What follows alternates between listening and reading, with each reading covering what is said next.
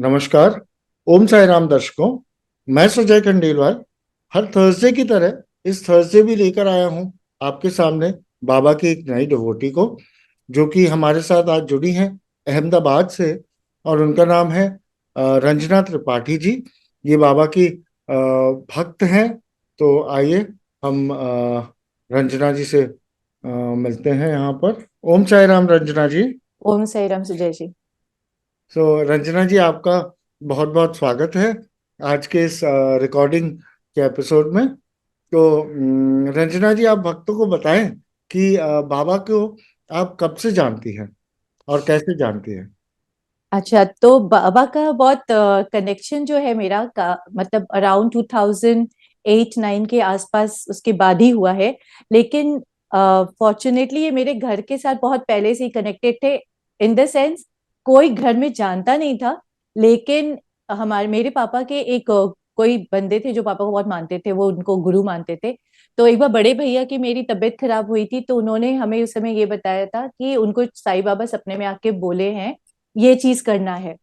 तो उस समय भी साईं बाबा के बारे में हम लोग को कुछ नहीं पता था। ये बात है 80s वेटीज की, कलकत्ता की, जब मैं छोटी बच्ची थी और मेरे भैया 7 इयर्स बड़े होंगे उस समय मेरे से। तो साईं बाबा कौन है क्या है, बस एक मैसेज आया हमारे पास। हमने फिर उसके बाद हमारे पास कोई इनका इन्फॉर्मेशन नहीं, कुछ भी नहीं था। फिर किसी ने कानपुर में, जब मेरी शादी हो गई और फिर मैं कलकत्ता से शिफ्ट होके कानपुर में जॉब अपना कर रही थी, उस समय मेरे हस्बैंड के पास एक साईं बाबा की फोटो थी, जिससे उनको भी कुछ नहीं पता था ये कौन है। बस एक फोटो था मंदिर में, जो मेरे मंदिर में अभी भी है, अगर आप देखें तो ये फोटो है। ये मतलब समझ जाइए ये कितने साल पुराना, 20-22 साल पुराना फोटो है। ये मेरे मंदिर में था और मैं पूजा करती थी बिना कुछ जाने इनके बारे में। तो कनेक्शन शायद किसी पास्ट लाइफ का होगा, तभी ये मेरे पास रहते गए, लेकिन मुझे कुछ आइडिया नहीं था, ना मुझे इनका नाम पता था। और गुड़गांव में जब हम शिफ्ट हुए तो मुझे एक पंडित जी मेरे घर में आए थे कुछ और पूजा कराने, और उन्होंने मुझे ये साई सच्चरित्र देके वो चले गए थे, जो उस समय मैं जानती नहीं थी ये क्या बुक है, और मैंने मंदिर में डेस्क के अंदर रख दिया खाली। तो साई सच्चरित्र नाम भी नहीं पढ़ा था मैंने। ये करते करते ऐसे मेरा मतलब कई साल ऐसे निकल गया। साईं बाबा कहीं ना कहीं किसी ना किसी वे से थे मेरे पास, लेकिन मुझे पता इनके बारे में कुछ नहीं था। पता मुझे चला अराउंड 2006-7 में या 8 के आसपास, समझिए 2008 के आसपास, जब मैं एक फ्रेंड बनी थी मेरी जिसका वीएलसीसी सलोन था। तो उसने मुझे एक दिन बोला कि दीदी आपको साईं बाबा पता है? मैं बहुत मानती हूँ दुर्गा जी और साईं बाबा। तो मैंने बोला नहीं, मुझे इतना नहीं पता। तो उसने मुझे कुछ चीजें बताई कि ऐसे साईं बाबा को हम लोग मानते हैं और ये मंदिर है इनके पास, आप एक बार जरूर जाइएगा इस मंदिर में। तो मुझे लगा अच्छा ठीक है, साईं बाबा कोई है तो चलो उनके मंदिर में जाके दर्शन करते हैं। उस दिन के बाद मेरा पता नहीं अपने आप ही कुछ ऐसे लोगों से जुड़ने हम स्टार्ट हो गया जुड़ना, जिसमें साईं बाबा का कहीं कहीं कनेक्शन था। जैसे एक जया वाही है जो साईं बाबा स्टिल अलाइव करके बुक लिखी थी। तो बाई चांस वो बुक मेरे हाथ में आया और मैंने मिरेकल वगैरह पढ़ा उसमें सारा, जो लेटेस्ट का था। तो मुझे ऐसा लगा अच्छा साईं बाबा तो मिरेकल करते हैं। तो चलो यहाँ से मैंने कनेक्शन, अपना बॉन्डिंग स्टार्ट किया। मैंने बोला कैसे मिरेकल करेंगे, खिचड़ी बना के खिलाऊंगी पहले किसी को थर्सडे गरीबों को, तो शायद बाबा भी किसी रूप में मेरे सामने दर्शन जरूर देंगे, क्योंकि ऐसी ही मिरेकल होती रहती है। तो मैं खुद से खिचड़ी बना के वो फ्रेंड का बोला हुआ टेम्पल में खिचड़ी सर्व किया। तो और इस इंटेंशन से कि मिरेकल है तो मेरे पास भी तो होगा ही होगा, होना ही है, मैंने इतने प्यार से बनाया है। और खिचड़ी खत्म होगा कि नहीं ये भी क्वेश्चन था, कि कोई खाएगा भी, कोई आएगा भी, मुझे पता भी नहीं है, पहली बार ऐसे मंदिर में जाके कर रही हूँ। खिचड़ी तो पूरा खत्म हो गया, लेकिन मेरा जो वेट था साईं बाबा का कि किसी रूप में दर्शन देंगे, वो नहीं हुआ। तो आप समझ लीजिए उस दिन के बाद से मुझे एक हंगर सा हो गया कि क्यों मुझे दर्शन नहीं दिए वो।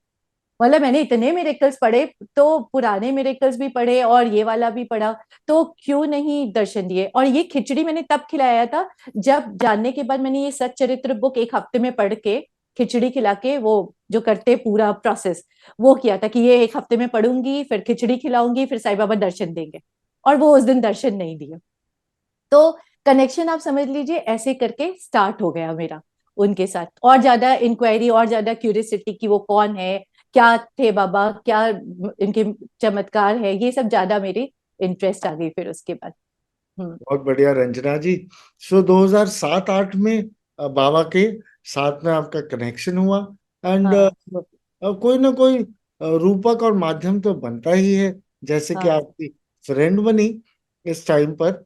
एंड उसके बाद एक के बाद एक, जैसे आपने कहा कि लोग कनेक्ट होते गए, आपको वो बुक मिली जया वाही जी की। एंड उसके बाद आपने इतने दिनों से, इतने सालों से जो पढ़ी हुई सच्चरित्रा थी वो आपने पढ़ी। हम्म एंड वहां से आपको वो इंस्पिरेशन मिली कि आप बाबा के साथ में जुड़े, और आप जुड़ हम्म गए। चलिए, हम्म। बहुत ही अच्छा लगा ये सुनकर। तो अब बताएं कि बाबा के ऊपर में आपका विश्वास कैसे जगा और कब जगा? बाबा के ऊपर विश्वास ऐसे जगा कि ये एक्चुअली एक मिरेकल के साथ कनेक्टेड है ये कहानी।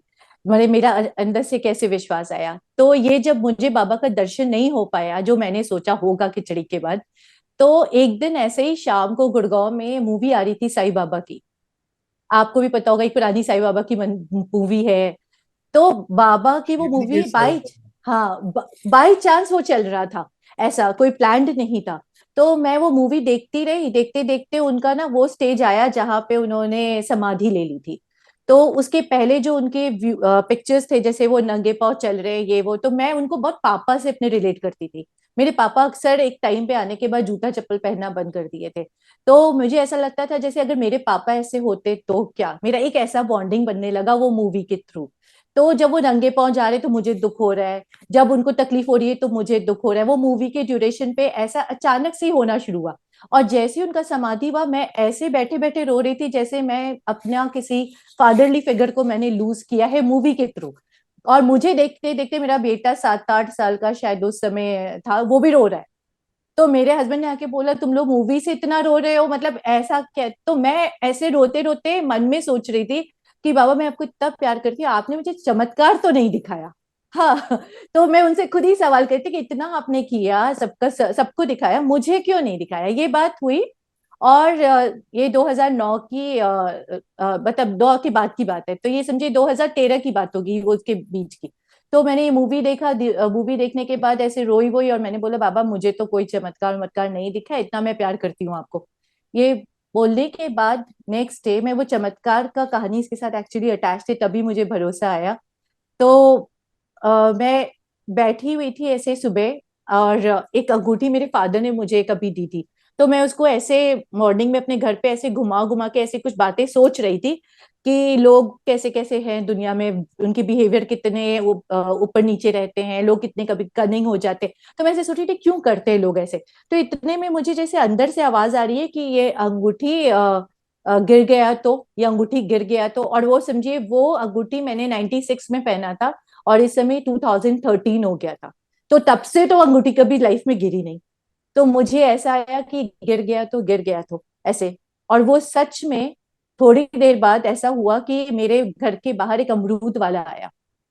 और ऊपर एक भाभी रहती थी, नीचे मैं रहती थी, और कभी भाभी मुझे इस तरह से कभी नहीं बुलाया जैसे उस दिन बुला के उन्होंने बोला एक अमरूद वाला आया है।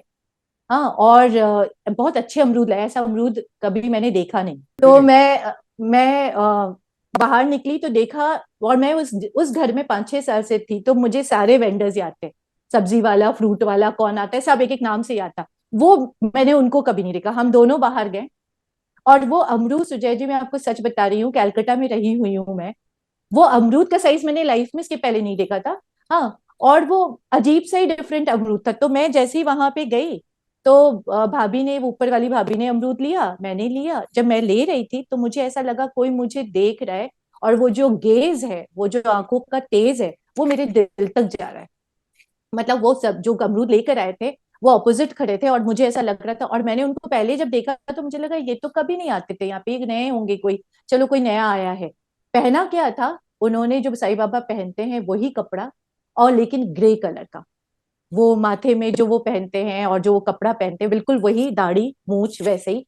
और वो ऑपोजिट खड़े थे, और मैं अमरूद चुन रही थी, तो मुझे ऐसा लगा जैसे कोई मुझे दिल तक पेनिट्रेट कर रहा है, और कुछ अजीब फीलिंग हो रही है मुझे। भाभी अमरूद लेकर तुरंत ऊपर चली गई, लेकिन मैं अमरूद ऐसे लेके उनको जब मैंने दिया, लेफ्ट हैंड से मैंने दिया उनको, पता कि मुझे खरीदना है ये वाला। तो लेफ्ट हैंड में मैंने अंगूठी पहनी हुई थी, मैंने उनको दे दिया। उन्होंने ले लिया, पैसे 30 रुपए मांगे थे, मैंने 30 रुपए दे दिया। देने के बाद मैं टर्न करी अपने घर में अंदर आने के लिए, और मुझे ऐसे अंदर से ऐसे हुआ कि कुछ हो गया है, कुछ हुआ। क्या हुआ ये नहीं पता, बस अंदर से जैसे वो सुबह से हो रहा था अंगूठी गिर गया तो वैसे ही आया, कुछ हुआ। और मैं अंदर गई, तो अंदर जाते मैंने ऐसे अमरूद को अपने लेफ्ट हैंड से ऐसे ही रखा टेबल पे, तो देखा वो अंगूठी गायब। वो अंगूठी है ही नहीं फिंगर में, और वो अंगूठी मेरे पापा के साइन थी। तो बेसिकली तो वो अंगूठी ही नहीं है। और मैं ये देखकर बड़े उसमें हो गई कि अभी तो सुबह मैं ये सोच रही थी, अभी तो घुमा रही थी, वो अंगूठी गया का, ये सोच के मैं थोड़ा पैल्पिटेशन जैसे बोलते वैसा हुआ। और ये टेम्पल उस समय ड्राइंग एरिया में ही था और हॉल में था। और ये जो साईं बाबा ये हैं वो शिरडी से आए थे, ये छोटे वाले, ये वही भाभी मेरे लिए लेकर आई थी, कुछ ही दिन हुआ था इनको आए हुए। तो मैं अपने कमरे में गई, बाहर निकली, जमीन में देखा, बाहर तक गई कि अंगूठी गया तो गया कहाँ, कुछ मुझे समझ नहीं आया। और मैं एकदम डेस्परेट हो गई कि ये क्या, तो डेस्परेट तो थी पता नहीं लेकिन क्या था, मैं बार बार जब मंदिर के पास से जाऊं तो मैं बाबा को बोलती जाऊं आपने कुछ किया है क्या, मतलब मैं आपसे चमत्कार मांग रही थी तो कुछ आपने तो नहीं किया है। एक दो बार मैं ये बोलते बोलते जा रही थी आपने तो कुछ नहीं किया, आपने तो कुछ नहीं किया। फिर मैं वापस आते वक्त इनको ऐसे बोली कि देखिए अगर आपने लिया भी है ना तो दे दीजिएगा, ये पापा का साइन है, आप भी मेरे पापा हैं, लेकिन कम से कम मुझे ये वापस दे दीजिएगा। ये बोल के मैं ऐसे नॉर्मल उनसे बात कर रही हूँ लेकिन घबरा कर ही कर रही हूँ, क्योंकि मेरे लिए ये बड़ा अजीब सा हुआ था कि उंगली से अंगूठी गई कहाँ। और वो आप इमेजिन कर सकते हैं कि एक अजीब सी फीलिंग होती है। तो फिर मैंने ऊपर भाभी से बोला कि ऐसे ऐसे अंगूठी चली गई, पता नहीं मेरा वो आया अमरूद वाला और ऐसे ऐसे हो गया। तो भाभी ने मेरे को बोला गोल्ड खोना अच्छा नहीं होता है, वो कहीं हिप्नोटाइज करके तुमसे अंगूठी ले गया।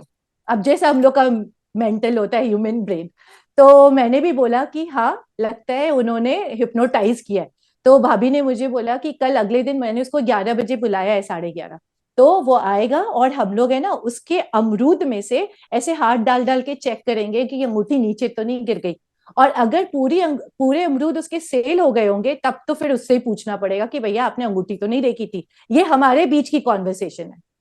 नेक्स्ट डे 11:15, 11:20 पे मैं अपने घर के बाहर ऐसे कर रहे हैं, 11:30 बजे वो आए ठेला लेके वापस। और मैंने बोला आ गए आ गए, तो भाभी ने मुझे बोला कि नहीं वही है। मैंने बोला हाँ मैं इनको भूल नहीं सकती, इन्होंने वो पहना है, ये पहना है ग्रे कलर। मैंने बोला इनकी आंखें बहुत तेज है, मैं इनको पहचान गई। वो जैसे ही आए तो भाभी शायद अपना कॉन्वर्सेशन ही भूल गई, वो अपना अमरूद लेके जाना शुरू कर दी, मतलब वो भूल गई कि उनको खड़ा होके कुछ करना था। और मैं वहां पे खड़ी होके देखी तो सारे छोटे वाले अमरूद जो पहले थे पिछले दिन उसको बदल के सारे बड़े बड़े अमरूद थे, बिल्कुल साइज चेंज। तो मैं उसमें ना ऐसे देख देख के हैरान हो रही थी। तो उन्होंने मुझे बोला, मैंने उनसे पूछा भी नहीं कुछ, उन्होंने बोला कल के सारे अमरूद तो बिक गए, ये देखो। उन्होंने एक पॉलिथीन निकाला उसमें छोटे छोटे अमरूद थे, तो बोलते कि ये देखो कल के वाले तो बस इतने बचे, आज तो सब नया है। अब ये कॉन्वर्सेशन तो सिर्फ मेरे और भाभी के बीच में था कि पुराना जाए खत्म हो गया होगा तो नया होगा, तो ये पूछना है। अभी उनको कैसे मालूम, उन्होंने एग्जैक्टली वही लाइन बोली। लेकिन मेरा भी ह्यूमन माइंड, मैं तो उतनी दूर सोच ही नहीं पा रही थी, मैं तो सिर्फ अंगूठी के गम में थी। तो मैंने उनको ऐसे बोला ऐसा है मुझे ना आज अमरूद नहीं चाहिए, क्योंकि मेरा पर्पस तो खाली खोजना था। तो मैंने बोला आज मेरे पास अमरूद है, मैंने तो उन्होंने वहां से आके मेरे पास आके वो खड़े हो गए। और मैं सच बता रही हूँ वो तेज, वो पेनिट्रेशन जो हो रहा था वो बड़ी अजीब सी मुझे हो रही थी। तो मैंने बोला कि कुछ अजीब लग रहा है, तो मैंने इनको बोला आज मुझे अमरूद नहीं चाहिए, फिर से मैंने रिपीट किया। तो उन्होंने मुझे बहुत प्यार से बोला कोई बात नहीं। तो ये बात हुई, मैं अंदर आ गई। अंदर आके मैंने सोचा कि समझ में नहीं आ रहा है कि ये मतलब अंगूठी भी चली गई, इनके पास भी नहीं मिला, आखिर चक्कर क्या है। ये सोच के एक दिन निकल गया। अगले दिन मैंने साईं बाबा का एक फेसबुक पे पेज है जहां पे लिखा रहता है कि आप कुछ नंबर से क्लिक कीजिए तो वो नंबर का साईं बाबा का आंसर आएगा। तो मैं अक्सर वो थर्सडे थर्सडे चेक करती थी उनका कोई मैसेज। तो मैंने एक नंबर डाला तो उस नंबर में आया तुमसे तुम्हारी कोई चीज छीन नहीं सकता, अगर कोई छीनेगा तो कुछ ऐसा करके था कि उसका अच्छा नहीं होगा। तो मैंने सोचा कि ऐसा कुछ आया है तो इसका मतलब है अंगूठी से रिलेटेड ही हो सकता है। फिर मैं थोड़ा न्यूमरोलॉजी पे बिलीव करती हूँ, तो मैंने एक नंबर न्यूमरोलॉजी से निकाला तो उसमें आया आग के पास आपको अंगूठी मिलेगी। अब पूरे घर में आग सिर्फ किचन में होता है, मुझे कुछ करना पड़ता नहीं है, किचन एकदम साफ था। मैंने बोला कहाँ, मैं तो गई नहीं वहां पे। फिर भी ये बात सोचते सोचते उस दिन बाई चांस मुझे रोटी बनाने सच में किचन में जाना पड़ा। तो मैं तवा था, रोटी बना रही थी, और हमेशा हम लोग रोटी राइट हैंड से बनाते हैं, सब करते हैं। उस दिन मैंने पता नहीं ऐसे क्या, पता नहीं आग के पास भी नहीं मिल रहा है क्या, ऐसे मन में सोचती जा रही हूँ, ना कुछ समझ आ रहा है अंगूठी गया कहाँ, हो क्या गया। ऐसे करके मैंने अपना हाथ डाला तवे पे रोटी पलटने के लिए, और मेरी अंगूठी वापस मेरे फिंगर में थी। सोचिए आप, वो अंगूठी वापस मेरे फिंगर पे थी। और मैं, एक जो इंसान का एक लिमिट है ना सोचने का, वो मिरेकल से पहले वो एक फियर आ गया कि ये हुआ क्या मेरे साथ। तो ये, इस फियर में मैं, मेरा बेटा छोटा सा था ही उस वक्त, तो मैंने उसको बोला चलो बाहर निकलते घर के। और मैं खड़ी होके सोच ही रही थी कि ये हुआ क्या। तो मेरी मम्मी को मैंने कॉल किया कलकत्ता, तो मम्मी ने मेरे को बोला तुमने साईं बाबा से इतनी चीजें बोली है, तो अगर उन्होंने ऐसा चमत्कार दिखा दिया, तुम्हारी जगह कोई और होता तो वो खुश होता, तुम डर रही हो। तो मैंने कहा मैं डर इसलिए रही हूँ कि ऐसे अंगूठी कैसे आ गया। ये सोच के मैं जया वाही दीदी को फोन की। मैंने बोला दीदी आपका तो बहुत अच्छा कनेक्शन है साईं बाबा से, तो आप ही मेरे तरफ से पूछिए कि साईं बाबा ने किया क्या ये। तो दीदी बोली कि आज मैं बिजी हूँ, फ्राइडे का दिन था, तो बोली कि मेरे घर गेस्ट आए हैं रंजना, मैं कल मेडिटेशन में बैठूंगी तो तुम्हें बताऊंगी। तो मैंने बोला ठीक है। उसके बाद ना मैंने फिर से साईं बाबा को वो नंबर पे, क्योंकि मेरा ना मन अशांत हो रहा था कि हुआ क्या। और मैंने सारे साईं बाबा की पिक्चर्स निकाली, तो एक पिक्चर आके टिका जहाँ पे बिल्कुल वही अमरूद वाले जैसे साईं बाबा दिखे। और उसके साथ मैंने नंबर में जब सर्च किया तो उसमें जवाब ये आया, तुम दूसरों से क्यों पूछती हो कि मैं था कि नहीं, तुम्हें विश्वास नहीं है कि मैं आया था। और उसके बाद मैंने डिसाइड किया मैं जया दीदी को नहीं फोन करूंगी। और मंडे को या संडे को मैंने उनको मैसेज किया, जया दीदी मुझे मेरा मैसेज मिल गया, वो बाबा ही थे। तो जया दीदी ने मुझे बोला रंजना मैं बताने ही वाली थी कि उन्होंने मुझे भी बोला, खुद बुलाती है मुझे, खुद बुलाती है, याद करती है, मिरेकल चाहती है, और जब मैं आता हूं तो मुझे पहचानती नहीं है। तो ये वाला चीज हुआ। और ये इतना ज्यादा मतलब मेरे उस वक्त मुझे ऐसा लगा कि ये जो बुक में हमने पढ़ा साई सच्चरित्र में, कि मैं समाधि के बाद भी आ सकता हूँ, प्रेजेंस है मेरा, तो वो साक्षात उन्होंने अपना प्रेजेंस दिया। और आप देखिए भाभी को शायद इसलिए इन्वॉल्व किया गया इस पूरी चीज में कि लोग मुझे पागल ना समझे कि कोई ऐसा ना सोचे कि अच्छा ऐसे कैसे साईं बाबा तुम्हारे सामने आ गए, है ना। तो शायद भाभी का प्रेजेंस एक प्रूफ था, क्योंकि वो आज तक बोलती कि रंजना मैं तो वो गुड़गांव छोड़ के निकल गई, गांधी धाम आई। और भाभी कहती है गुड़गांव में उस घर में दोबारा वो नहीं आए। आज कितना साल हो गया, 2022 है, और ये 2013 या 14 की बात होगी, 14 की। तो आप देखिए उसके बाद ये कभी नहीं आए ये अमरूद वाले। और मेरे साथ इसका कनेक्शन ये हुआ कि जब मैं गांधीधाम शिफ्ट हुई तो वो छोटे छोटे अमरूद जो मैंने वहां पहली बार देखे थे, वो एक्चुअली में गांधीधाम की उपज वही थी, वहां पे वो छोटे अमरूद ही मिलते थे। तो शायद वो कनेक्शन था वहां भी जाने का, क्योंकि वो भी साईं बाबा का सिटी है। वहां मेरा गाड़ी का भी पहला पूजा साईं बाबा के मंदिर हुआ, और मैंने साईं बाबा के मंदिर में खाना का खिलाया, लोगों को मोटिवेट किया, उन्होंने भी खाना खिलाया गरीबों को। तो मेरे जाने के बाद गांधीधाम के रहने वाले कुछ रेजिडेंट जो पहले कभी नहीं करते थे, उन्होंने जाके मंदिर में खाना वाना खिलाया। तो वो कनेक्शन था कहीं पे। तो उस वक्त से मुझे ऐसा लगा कि शायद मेरा कहीं इनसे पिछले जन्म का कुछ तो कनेक्शन है, कि बाबा मुझे खुद दर्शन देने के लिए सोचे। जबकि मैंने शायद इतना सारा कोई काम नहीं किया, ना व्रत रख पाई, ना मैं ऐसा कोई हार्डकोर पूजा करती हूँ उनका। मैं ऐसा मतलब पूरे दिन लग जाए 2 घंटे 3 घंटे, मैं ऐसा कुछ नहीं करती। तो मुझे लगा मैंने जो हट जो जिद था ना कि आप मुझे क्यों नहीं चमत्कार दिखाते, वो उन्होंने दिल की जैसे वो बात सुन ली। तो ये 2000 आप 14 समझ सकते हैं, 13 14 से मेरे को विश्वास आया कि वो है कहीं पे ऐसे। और सही कहा रंजना जी। बाबा सबकी बातें सुनते हैं, हर डिवोटी की इच्छा पूरी करते हैं, बट हाँ, वक्त आने पर सही करते हैं। जैसे उन्होंने 2007 से आपको 7 साल लगा दिए, और हम्म। 2014 में आपको उन्होंने मिरेकल्स दिखाए, एंड उन्होंने उनके ऊपर में आपका विश्वास जगा। तो हम्म। रंजना जी, ये हम सभी जानते हैं कि बाबा सर्वव्यापक है। वो हर जगह प्रेजेंट है, वो हर डिवोटी की बातें सुनते हैं, और जब जरूरत पड़ती है तब वहां आ जाते हैं, किसी ना किसी रूप में, किसी ना किसी तरीके से, जैसे कि बाबा ने आपको दर्शन दिया। और आपकी स्टोरी सुनकर तो ऐसा लग रहा था कि ये थ्रिलिंग स्टोरी, कि अब अंगूठी मिलेगी, अब बड़े अमरूद के नीचे मिलेगी, एंटर हो रही है, लगता है गेट पे मिल जाएगी, अंदर जाके मिलेगी, और कहाँ से अचानक से मैजिक के हम्म। अंगूठी आपके हाथ में आ गई। Hmm. This is something which is absolutely such a miracle story, जो कि मैंने आज तक नहीं सुनी। So thank you for sharing such an experience.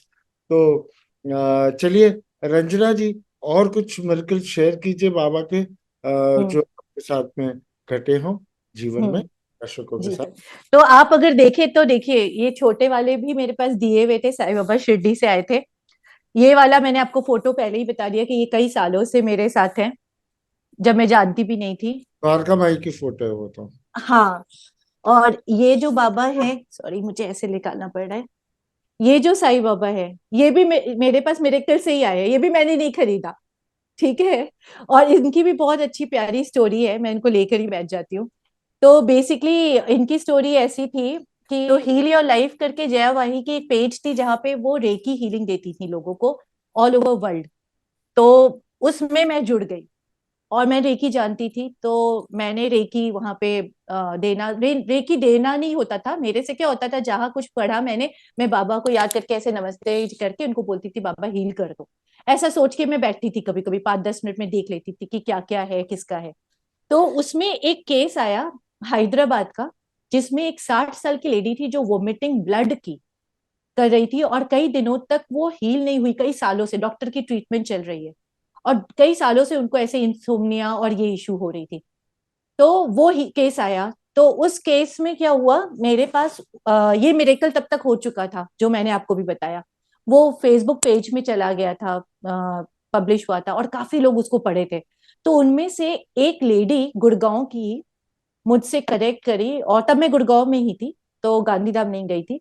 तो उसने मुझे बोला कि रंजना जी, एक लेडी है हैदराबाद में, उनकी तबीयत बहुत खराब है, और हम लोग चाहते हैं आप हील करो उनको रेकी से, पैसे लेके। तो मैंने बोला नहीं, मैं उस पेज में तो ऐसे ही करती हूँ, बस जाके पैसे का तो कोई सवाल ही नहीं है। तो मैं देखती हूँ। अब मुझे डर लगा कि मैं कहाँ से करूंगी, इतना क्रिटिकल केस है, मैं करने वाली भी कौन हूँ। मैंने बस साईं बाबा को उस दिन ऐसे बोला कि साईं बाबा देख लीजिएगा कि किसी की मम्मी होगी, किसी की वो होगी, तो आप अगर हील कर सके, जो नॉर्मल बात करती हूँ मैं उनसे, वैसे वैसे ही बोल दिया। पता नहीं सरप्राइजिंगली क्या हुआ, अगले दिन, जो कई सालों से वो परेशान थी, अगले दिन मेरे पास उस लेडी का गुड़गांव से फोन आया, और उसने मेरे को बोला कि उन जो हैदराबाद में जो पेशेंट है, वो उनकी तबीयत ठीक हो गई, वो बहुत सालों के बाद सो गई, खून की उल्टी नहीं हुई, उनको दवाई जो इतने सालों से ले रही थी उससे भी ज्यादा तो चमत्कार आपका ये प्रेयर और हीलिंग हो गया। तो मैंने बोला मैंने कुछ नहीं किया, मैंने सिर्फ बाबा को बोला था, लेकिन मेरा, तो बोले कि नहीं, उनकी मदर है शायद 85 या समथिंग क्रॉस की, तो वो आपसे मिलना चाहती हैं, हैदराबाद से आना चाहती है। और उस समय मेरा गांधीधाम जाने का बात हो रहा था, तो मैंने बोला कि हैदराबाद से इतनी एजेड लेडी क्या आएंगी मुझसे मिलने के लिए, और मुझे थोड़े दिन में गांधीधाम जाना है। हाँ, तो मेरा फ्लाइट का टिकट है, उनको फिर मेरे लिए स्पेशली आना पड़ेगा इस यहाँ तक। तो वो बोली कि नहीं, वो आना चाहती हैं, क्योंकि उनकी बेटी का तबीयत, वो 65 जो भी थी, तो बोली कि उनका तो इतने सालों में जाके अब ठीक हुआ है, तो वो आपको कुछ गिफ्ट करना चाहती हैं। तो मैंने बोला कि नहीं, पैसे देना तो पहले ही मना कर दिया था, तो मैंने बोला गिफ्ट विफ्ट भी नहीं, मैं कुछ नहीं कर रही हूँ। तो बोली नहीं, साईं बाबा देंगी तो। अब साईं बाबा को कौन मना करे, तो मैंने बोला हाँ हाँ, साईं बाबा। और उन्होंने स्पेसिफिकली बोला वो छोटी सी मूर्ति वो देंगी कुछ आपको साईं बाबा की, तो मैंने बोला हाँ वो ठीक है। उसके कुछ दिन पहले की बात है, मैं हमेशा एक शॉप में जाती थी, और साईं बाबा का ऐसे मार्बल की मूर्ति देखती थी मैं। तो वो रेट बोलता था 5,500-6,000। तो मैं ये सोचती थी यार, 2 साईं बाबा तो ऑलरेडी है मंदिर में, इतनी मूर्तियां रखती हूँ मैं, अब अगर मैं एक और ये 6,000 का ले आऊंगी मार्बल का, तो मिथिलेश मेरे हस्बैंड जो है वो बोलेंगे क्या तुम मूर्ति डालती जा रही हो मंदिर में। तो मैं ना हमेशा देख के वापस आ जाती थी, देख कर वापस आ जाती थी, और सोचती थी कब मैं ये मार्बल वाली मूर्ति अपने घर रख पाऊंगी आराम से, बड़ा वाला। तो जब उन्होंने बोला छोटा, तो मैंने कैसे सोचा ये साईं बाबा की जैसे छोटी मूर्तियां ऐसी कुछ लाएंगी, ठीक है। फिर वो आई हैदराबाद से, लिटरली वो 85 ईयर ओल्ड लेडी आई हैदराबाद से मिलने मुझसे गुड़गांव। तो आप देखिए, जब वो आई तो मुझे पता चला पहला कि वो साईं बाबा की बहुत बड़ी भक्त है, और वो साईं बाबा के भजन गाती है, और हैदराबाद में उनकी सीडीज रिलीज है, सब जगह मतलब सीडीज रिलीज है। अब देखिए कनेक्शन क्या था, मैं तो उनको कहीं नहीं जानती, उनकी बेटी का केस क्यों मेरे पास आया, स्पेसिफिकली इतने लोग हैं हील योर लाइफ पेज में, और क्यों कनेक्शन ऐसा हुआ और वो क्यों इतनी दूर से मुझसे मिलने आई। तो जब वो गाड़ी से उतर के मेरे पास आई तो उनके हाथ में टोकरी, टोकरी में ये साईं बाबा, पूरा इनकी पूजा पूरा करा के अच्छे से, पूरा जैसे बोलते हैं ना पूजा करा के किसी को बिठाने वाला, वैसे करा के वो बिल्कुल ऐसे लेकर आ रही थी मेरे घर। और मैं दूर से देखी तो मैंने बोला अरे ये तो खुद ही आ गए, मैं तो कब से सोची थी इनको कब लेकर आऊं। और मैं तो छोटी सी मूर्ति एक्सपेक्ट कर रही थी, ये तो सच में ही आ गए मार्बल वाले इतने बड़े साईं बाबा। तो वो लेकर मेरे घर में आई और इनको रखा गया फिर मंदिर में। और वो जो लेडी थी वो आके मुझे गले से ऐसे बिल्कुल लगा लिया और छोड़ी नहीं। और उन्होंने कहा तुमसे मिलके मुझे गूज बम्स आ रहे हैं, तुम सच में साईं की बेटी हो। और मैं साईं बाबा की ये करती, उसने बताया। और मुझे वो जाने मेरे ही घर में मुझे उठने नहीं दे रही थी। और जो लेडी गुड़गांव की उनसे कनेक्ट करवा रही थी वो मेरे घर चाय बना के उनको दे रही है। और वो खोजी और मैं उनके पास से उठ नहीं पाई क्योंकि उन्होंने मुझे पकड़ के बिठा दिया। उन्होंने बोला मेरा ऐसा तुमसे कनेक्शन फील हो रहा है, इस जन्म का नहीं कई जन्मों का है। और मुझे ऐसा लगा मेरी बेटी को ठीक करने में तुम्हारा वो है। तो ये चीज मुझे दिल से आया कि मुझे तुम्हें देना चाहिए। और उनको कौन दिल में डाला होगा, वो साईं बाबा ने ही डाला होगा, क्योंकि हर वक्त मूर्ति देखकर आके मन में ये जो डिजायर था कि कभी मेरे घर भी आ जाए ये मार्बल की, तो वो खुद ही उस दिन आ गए। और उसके बाद आप सोचिए सुजय जी, मैंने उस हील योर लाइफ पेज में कभी हीलिंग नहीं हुई उसके बाद, क्योंकि मैं पैसे लेती नहीं थी और मेरा प्राइमरली काम कुछ और था, तो मैं टाइम नहीं दे पाई या ऐसा कुछ समझ लीजिए, उस पेज में गया जाना ही नहीं हुआ। और कितने साल हो गए अभी, तो मैं उस पेज में हूं भी नहीं, अब हील भी नहीं करती, कुछ होता भी नहीं, वो पेज भी एक्टिव नहीं है। तो ये जरिया उन्होंने खुद ही अपना ढूंढा, ये मिरेकल ही है मेरे घर सही आने कहा का। रंजना जी। बाबा अपना तरीका खुद बना लेते हैं कि किस तरीके से, कौन से माध्यम से और किसके द्वारा, और उन्हें जो काम कराना होता है वो पूरा कर देते हैं। देखिए कैसे बाबा को आपके घर में आना था और आपकी मन की जो इच्छा थी इतने दिनों की, उसे पूरा करना था। तो हम्म। बाबा अपना तरीका स्वयं निकाल लेते हैं। और जो आपने कहा ना कि ये ऋणानुबंधन, ये किसके साथ में कैसा, किस जन्म का बंधन है हमारा, हम कुछ नहीं जानते। देखिए वो खुद इतनी बड़ी साईं की भक्त होते हुए भी, और वो अपनी बेटी को हील नहीं कर सकी, वो उसे ठीक नहीं कर सकी, और उनके थ्रू, आपके माध्यम से, और उनकी बेटी ठीक हो गई। एंड उसको, उसके ऊपर में कृपा बरस गई। है तो, करते तो सब बाबा ही है, बट हम तो सिर्फ माध्यम बन जाते हैं, और वो माध्यम भी वही बना देते हैं कि भाई हाँ। इस प्रकार से, और हमें उनका कार्य समाप्त करना है। हम्म। तो बहुत अच्छा लगा रंजना जी ये स्टोरी सुनकर भी। तो आप और कुछ स्टोरी बताना चाहेंगी दर्शकों को? है तो सही काफी, लेकिन मैं छोटा सा और एक बता देती हूँ आपको। जी। है तो दो तीन छोटे छोटे प्यारे प्यारे से है स्टोरीज उनके। आ, मैं क्यू में नहीं खड़ी हो पाती हूँ। हाँ, मुझे ना आदत छूट गया है वो लाइन में पूजा करने जाना और ये। और मेरा पूजा करने का बहुत सिंपल सा तरीका है, मतलब मैं बैठ के बात कर लूँ अगर बस इतना मुझे लगता है मेरे लिए, मुझे ऐसा फील होता है मेरा कनेक्शन हो गया। तो शिरडी में नहीं गई थी, इतना सब कुछ होने के बाद भी शिरडी कभी नहीं गई थी। तो गांधीधाम जब हम सेटल हुए तो हमारे हमने जब गाड़ी वहां पे एक नई ली तो मेरा बहुत इच्छा था कि शिरडी में इस गाड़ी से जाऊं। हाँ, और गांधीधाम से शिरडी मतलब डिस्टेंस है अच्छा खासा। तो हम लोग ने ये सोचा कि मेरे मन में आया इस गाड़ी की पूजा साईं बाबा के मंदिर गांधीधाम में ही हुई थी, बट मेरा इंटरेस्ट था कि इसी गाड़ी से मैं शिरडी भी जाऊं। तो कैसे जाऊं, गांधीधाम से प्लान बन नहीं रहा है, बच्चा छोटा है पढ़ रहा है स्कूल में, कितनी छुट्टियां लेके जाएगा कोई, ऐसे टाइप से हो रहा था। फिर अचानक से मेरे हस्बैंड को एक जॉब मिली पुणे में। तो हमें लगा पुणे से शिरडी तो पास में है, चलो ले लिया जाए ये जॉब। तो हमने जॉब ले ली वो वाली। तो अब गांधीधाम छोड़ने का टाइम आ गया, तो मैंने कहा कि अब तो गांधीधाम से पुणे तो हम जा ही रहे हैं गाड़ी में, अब पुणे से तो शिरडी जाना ही है, तो आ ही गया हमारे लक में। ऐसे करके हमने गांधीधाम से पुणे के लिए स्टार्ट करना था, न्यू गाड़ी बिल्कुल।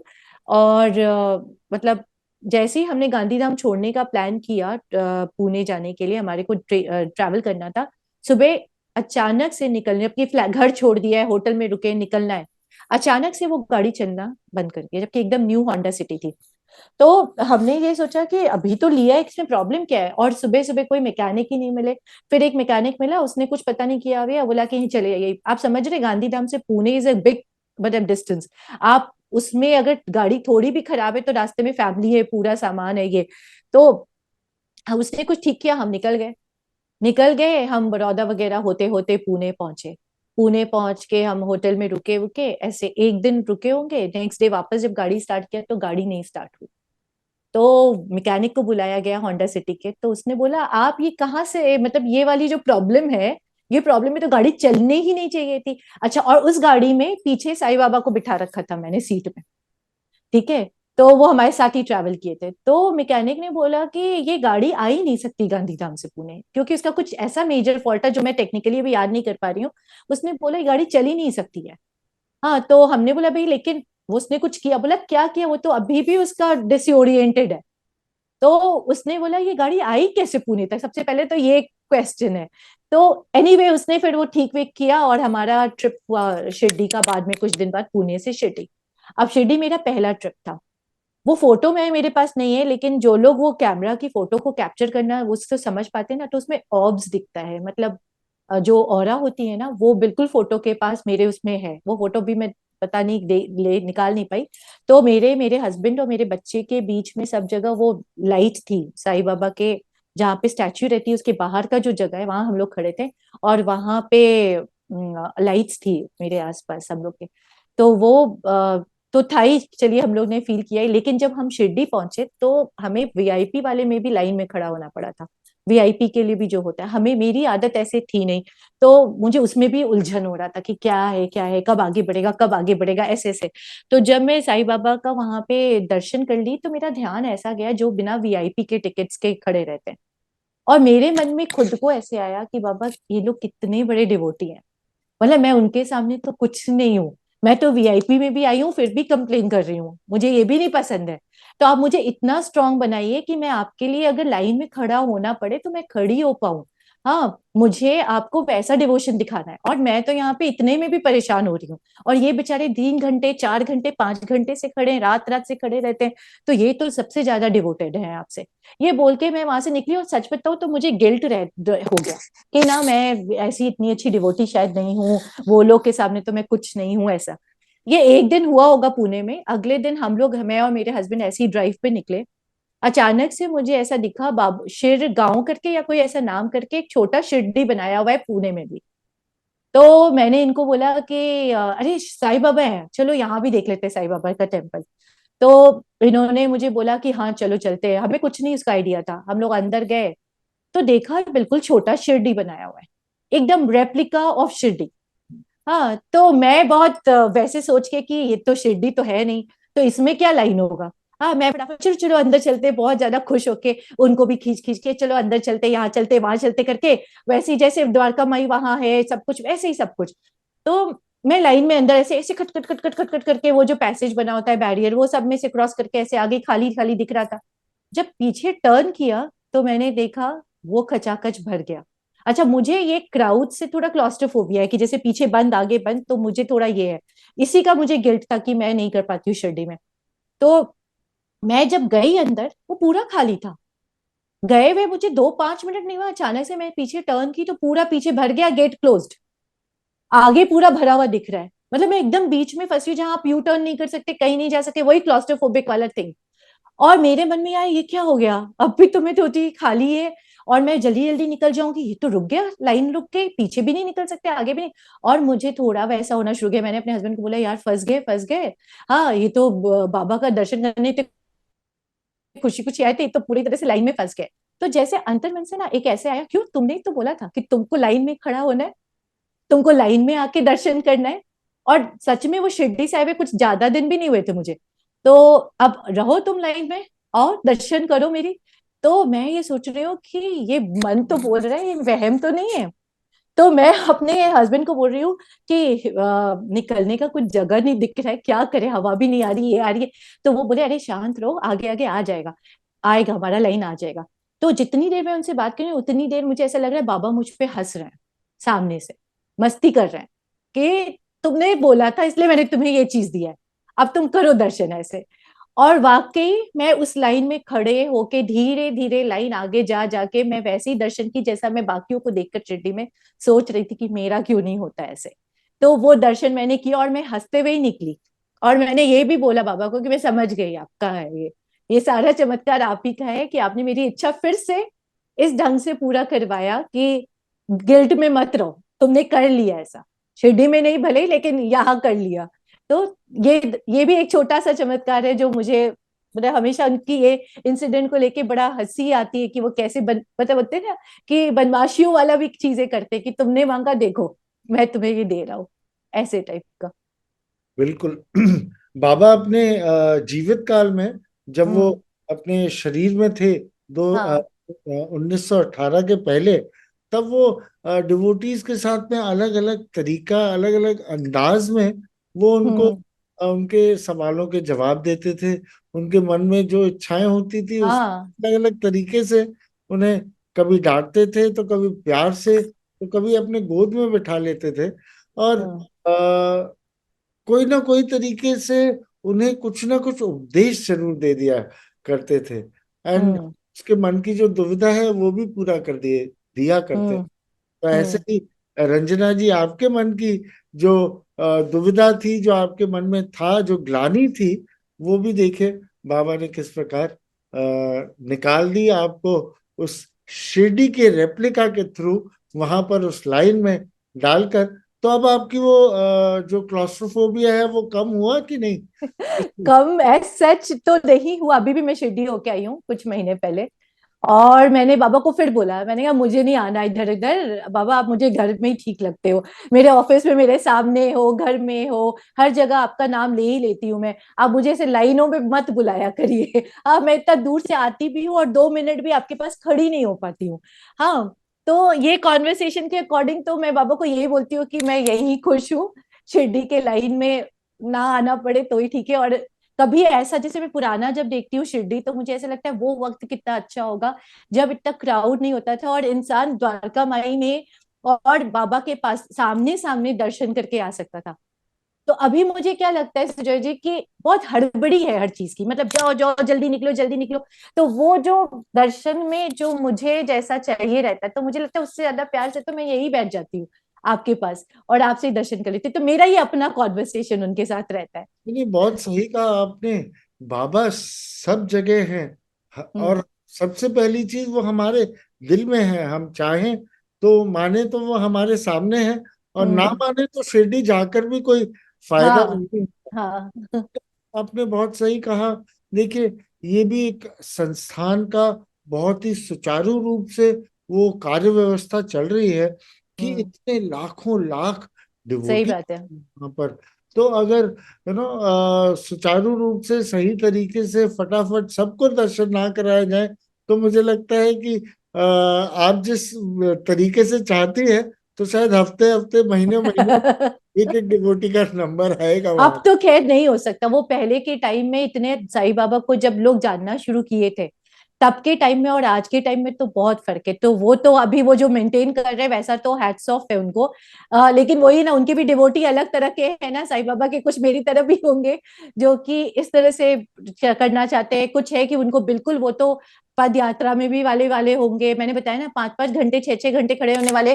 मुझे तो लिटरली लगता है कि मतलब उनका तो बिल्कुल लेवल ही अलग है, जी, वैसे भी है। रंजना जी, कक्कड़ आरती के लिए लोग रात को लाइन लगाते हैं, सुबह आरती। हाँ वही मैं बोल रही हूँ, मेरे फ्रेंड्स हैं जो जाते हैं रात को वहीं द्वारका माई में बैठे रहते हैं, सुबह का वो करते हैं। तो मैं वही बोलती हूँ कि मैंने इसीलिए शायद मेरा वो सवाल था उस दिन उनसे और उन्होंने मुझे फिर वो लाइन में जानबूझ के खड़ा कर दिया कि ये भी कर सकती हो, तुम्हें जैसे करना है वैसे करो, मेरे लिए सब एक बराबर है, गिल्ट में मत आओ। मतलब ये भी तुमने करा दिया मैंने तुमसे तो देख लिया तुमने ये भी। गिल्ट में मत आओ। रंजना जी, समय हाँ। का अभाव होने के कारण हम्म। हम आज का ये यहाँ पर कंक्लूड करेंगे, आज का सेशन।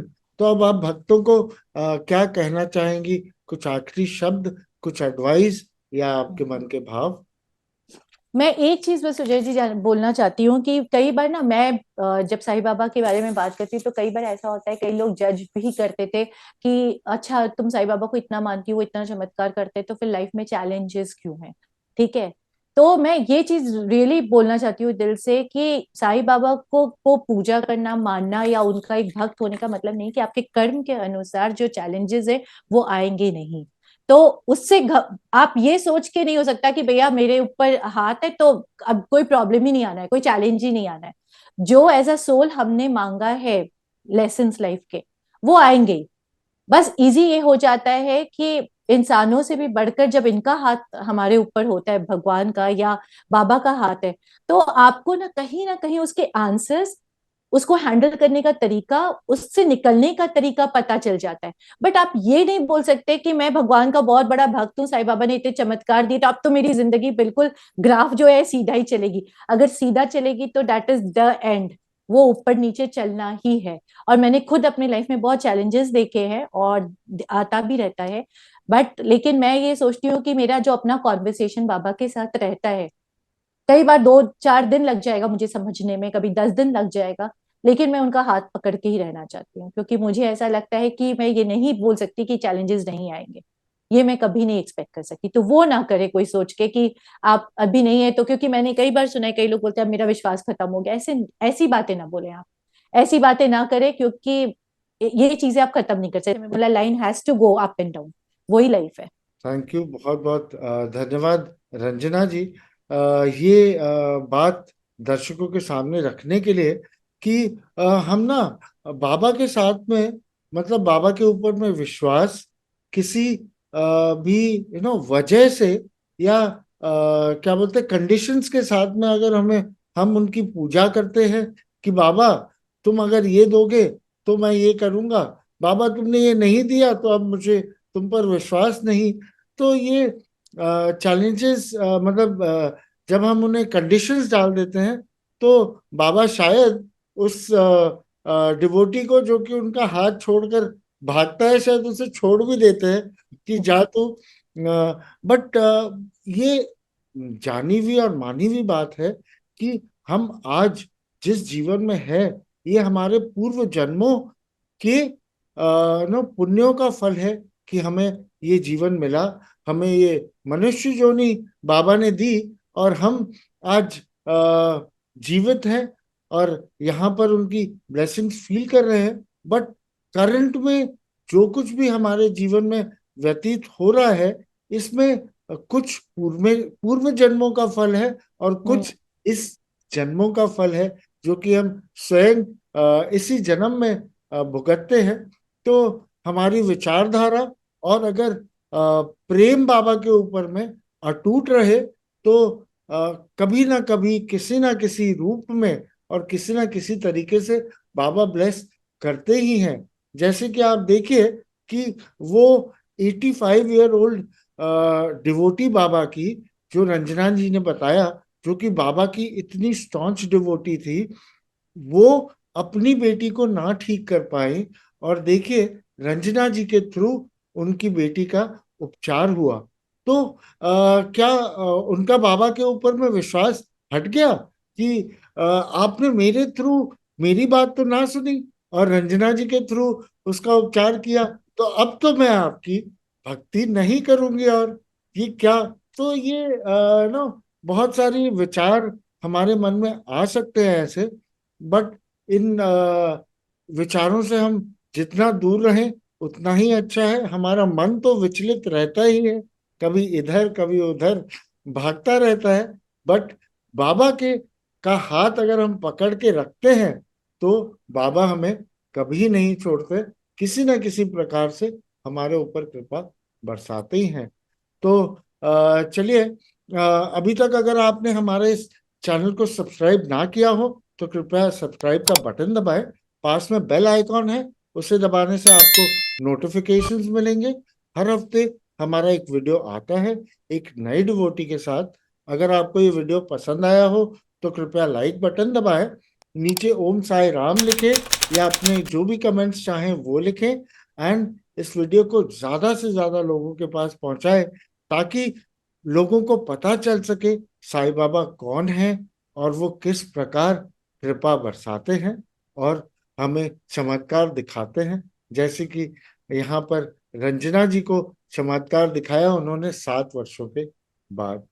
तो चलिए रंजना जी, आज के लिए हम अलविदा कहेंगे। सभी दर्शकों को बहुत बहुत धन्यवाद हमारे साथ यहाँ जुड़ने के लिए। एंड रंजना जी, आपने अपना कीमती वक्त निकाला और यहाँ पर आई हमारे साथ रिकॉर्डिंग के लिए, इसके लिए बहुत बहुत धन्यवाद। नमस्कार। ओम नमस्ते, ओम साई राम।